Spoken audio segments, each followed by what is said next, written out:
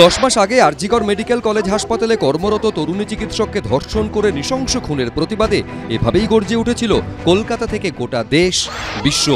মধ্যরাতে নির্জনতাকে ভেঙে দিয়েছিল বিচারের দাবিতে ওঠা স্লোগান। মিটিং, মিছিল, রাত দখল, দীর্ঘ মানববন্ধনে মুখরিত হয়েছিল রাজপথ। সেই প্রতিবাদে সামিল হয়েছিলেন কসবা ল কলেজে ছাত্রীকে গণধর্ষণের অভিযোগে মূল অভিযুক্ত মনোজিৎ মিশ্র। গত 16ই আগস্ট আরজিকর কাণ্ডের প্রতিবাদে বিচারের দাবিতে পথে নামেন মুখ্যমন্ত্রী। সেই ছবি পোস্ট করে ধর্ষকের ফাঁসি চাই হ্যাশট্যাগে মনোজিৎ ফেসবুকে লিখেছিলেন, বাংলার অগ্নিকন্যা, ধর্ষকের ফাঁসি চাই, নাটক নয়, বিচার চাই, অবিলম্বে বিচার চাই, দোষীদের ফাঁসি চাই। ঠিক 10 মাসের মাথায় সেই তৃণমূল কর্মী মনোজিৎ মিশ্রর বিরুদ্ধেই আইনের ছাত্রীকে কলেজে গণধর্ষণের অভিযোগ উঠল। এই ঘটনায় মুখ খুলেছেন আরজিকর মেডিকেলে নিহত চিকিৎসকের মা বাবা। যারা প্রশাসনের শিক্ষিত লোক আছে তারা সবচেয়ে বেশি খারাপ কাজ করছে, তারা বেশি সবচেয়ে ক্রপস, তারা এই সমস্ত ব্যাপার ধামাচাপা দেওয়ার জন্য সরকারের দাবিদারি করে। কেন?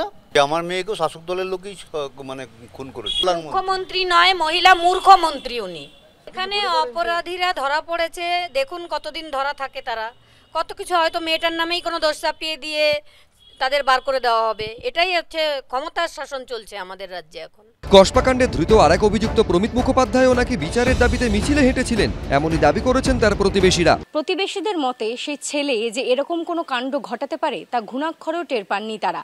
আরজিকর আন্দোলনের সময় উই ওয়ান্ট জাস্টিস স্লোগান দিয়ে মিছিলেও হেঁটেছেন এই ছেলে। আরজিকর আন্দোলনে জাস্টিসের জন্য ওরা ময়দানে নেমেছিল। আমাদের মনে হয় যে সমান দোষী, কেন সে যখন ওই ছবি তুলছে ওই রকম ছবি, তাহলে তার মনে একটু নেই যে পরবর্তীকালে কি হবে, যখন এই রকম আন্দোলনে এত কিছু হয়েছে সারা কলকাতা বা পশ্চিমবাংলা জুড়ে, সেখানে তার তো বোঝা উচিত ছিল, তার তো পেটে বিদ্যা বুদ্ধি আছে, ল পড়ছে। তার মেয়েকে ধর্ষণ ও খুনের ঘটনায় একমাত্র দোষী সাব্যস্ত হয়েছে সিভিক ভলেন্টিয়ার সঞ্জয় রায়। আদালতের নির্দেশে আমৃত্যু কারাদণ্ডে রয়েছে সে। এবার কসবায় ল কলেজে ছাত্রীকে গণধর্ষণের অভিযোগের ঘটনাতেও এক নিরাপত্তা রক্ষীকে গ্রেফতার করেছে পুলিশ। নিয়ে হয়তো ওদের সঙ্গে হাত মিলিয়ে চলেন, কারণ ওনাকে চাকরিটা বাঁচিয়ে রাখতে হবে। কিংবা কেন করবেন এটা? তিনি সিকিউরিটি গার্ড, তার যে দায়িত্ব দেওয়া কলেজে দেওয়া হয়েছে সেই দায়িত্ব তিনি পালন করেননি, সেই জন্য গ্রেপ্তার হয়েছে। ভালো, আপনাদের বুকে আগুন জ্বলছে, আপনাদের চোখের জল, সেটা আমরা বুঝি।